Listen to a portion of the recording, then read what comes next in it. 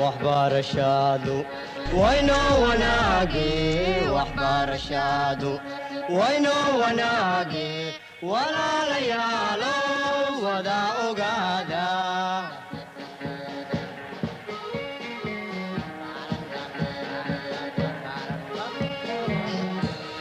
وهي تعلينتا ودادة توسن وهي تعلينتا ودادة توسن.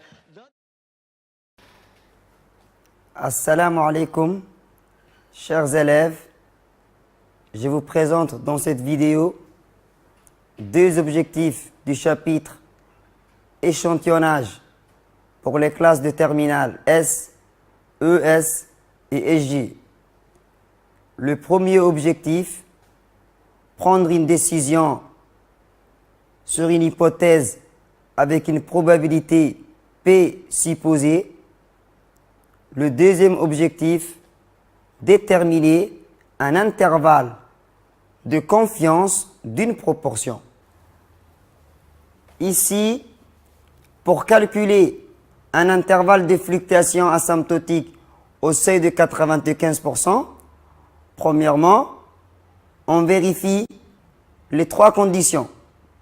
L'échantillon N doit être supérieur à 30, N fois P supérieur ou égal à 5 et N facteur de 1 moins P supérieur ou égal à 5. L'intervalle de fluctuation asymptotique au seuil de 95% est donné par la formule suivante. P moins 1,96 racine de P facteur de 1 moins P divisé par racine de N. La borne supérieure de l'intervalle B plus 1,96 racine de P facteur de 1 moins P divisé par racine de N. Pour prendre une décision, on vérifie si la fréquence appartient à l'intervalle de fluctuation. Si la fréquence appartient à l'intervalle de fluctuation, alors on accepte l'hypothèse que la proportion est P au seuil de 95%. Si la fréquence n'appartient pas à l'intervalle de fluctuation, alors on rejette l'hypothèse que la proportion est P au risque de 5%. Nous allons appliquer le premier objectif dans cet exercice extrait du sujet bac SG, Djibouti 2017. Le service des ressources humaines de la société affirme que 12% des employés ont demandé de partir en congé durant le mois de Ramadan. Le BDG de la société consulte le planning de demande de congé d'un échantillon de 60 employés. Il observe que 6 employés ont demandé de partir en congé durant le mois de Ramadan. On répond à la première question. Calculer dans l'échantillon prélevé la fréquence des employés demandant un congé durant le Ramadan. Fréquence des employés demandant un congé durant le Ramadan est donnée par la formule fréquence effectif divisé par effectif total. Effectif des employés qui ont demandé les congés en Ramadan est de 6 divisé par l'effectif total qui est de 60 employés. 6 divisé par 60 est exactement égal à 0,1. On répond à la question B. Le BDG peut-il conclure avec un risque de se tromper de 5% que l'affirmation du service des ressources humaines est correcte? C'est une notion sur la prise de décision. La fréquence qu'on a calculée va-t-elle appartenir à l'intervalle de fluctuation asymptotique au seuil de 95% ou pas? Avant tout, on doit calculer un intervalle de fluctuation asymptotique. La taille d'échantillon N est égale à 60. La probabilité supposée est de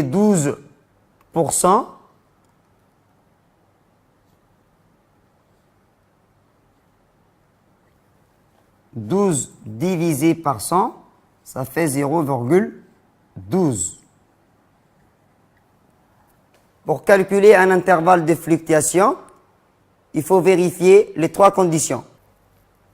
On vérifie tout d'abord les trois conditions. N est égal à 60. 60 est supérieur à 30. Deuxième condition, N fois la probabilité. 60 fois 0,12 qui est de 7,2. 7,2 est supérieur à 5. Troisième condition, 61 moins 0,12 qui est de 52,8 qui est supérieur à 5. Alors, les trois conditions sont vérifiées. On prend la calculatrice, on saisit la borne inférieure de l'intervalle, 0,12 moins 1,96 racine de 0,12 facteur de 1 moins 0,12. On ferme la parenthèse. On divise par racine de 60. On valide. On obtient environ 0,04 arrondi à deux chiffres après la virgule. Pour la borne supérieure, c'est la même chose, 0,12 plus 1,96 racine de 0,12 facteur, on ouvre la parenthèse, 1 moins 0,12, on ferme la parenthèse, on divise par racine de 60 et on valide. On obtient environ 0,20. Alors, intervalle de fluctuation asymptotique au seuil de 95% est environ égal la borne inférieure 0,04, la borne supérieure est de 0,20.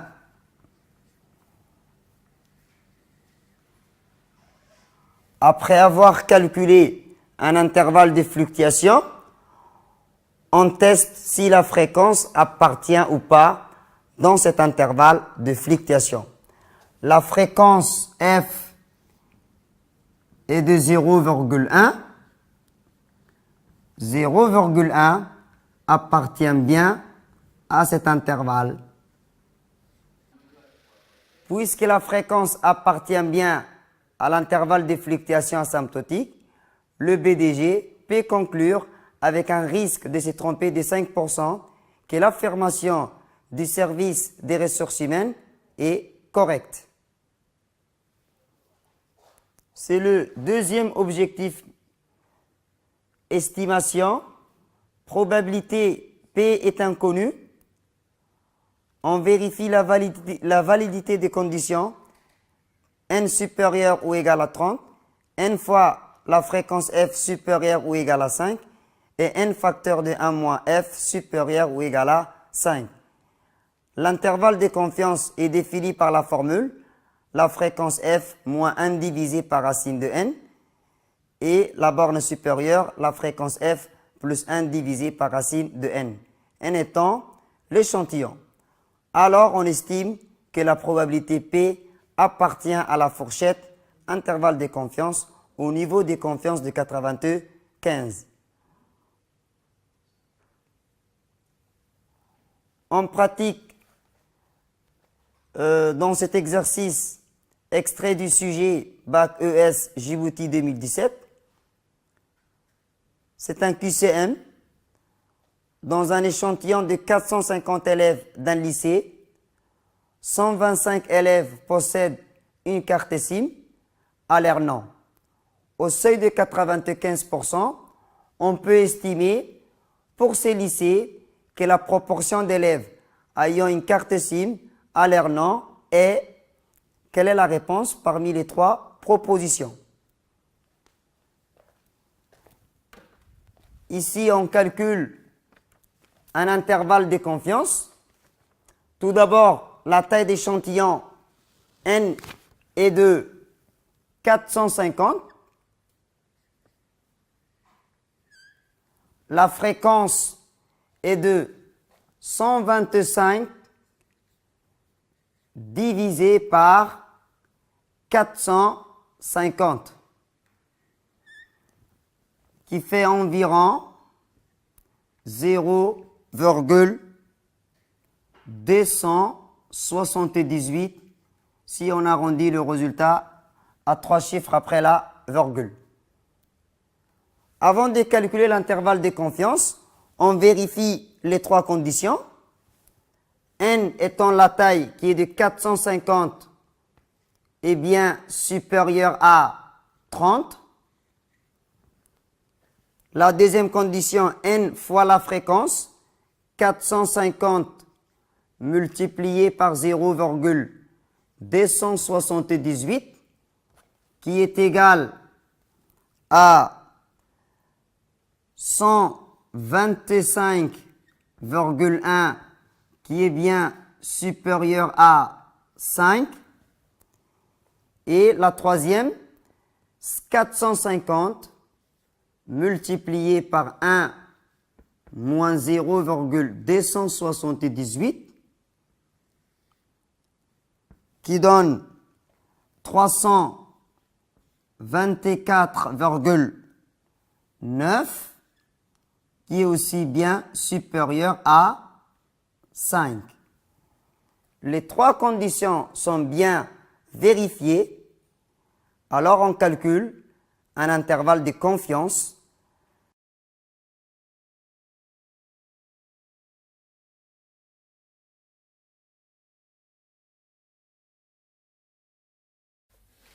On passe à la calculatrice. On saisit la borne inférieure d'abord. F qui était de 0,278 moins 1 divisé par racine de 450. On valide.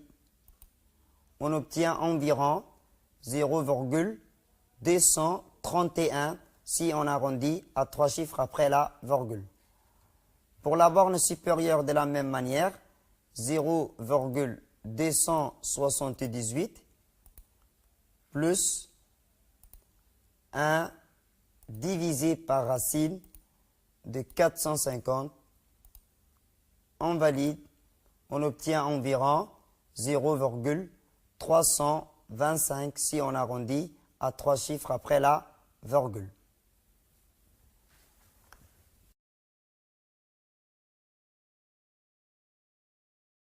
Alors, cet intervalle est environ égal.